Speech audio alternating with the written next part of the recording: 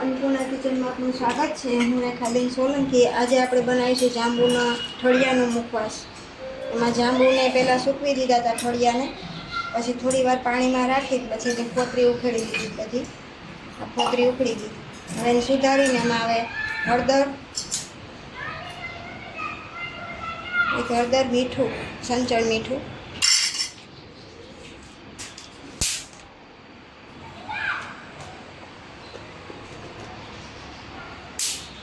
લીંબુ,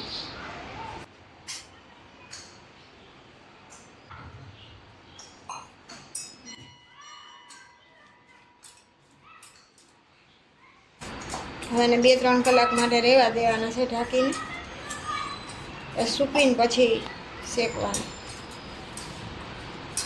મીઠું અંદર ચડી જાય ને પછી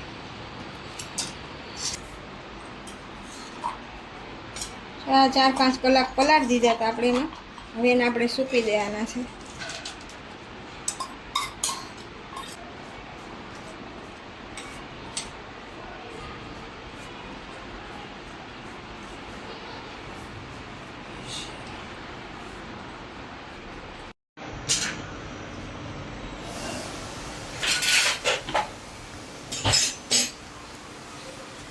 જો આપણે આ સુકાઈ ગયા છે હવે ઠળિયા જાંબુના।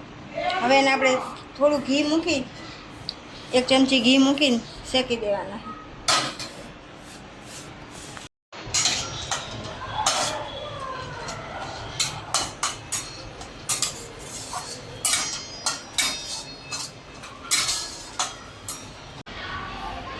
ચલો મિત્રો, આપણે આ તૈયાર છે જાંબુનો મુખવાસ, શેકાઈ ગયો છે।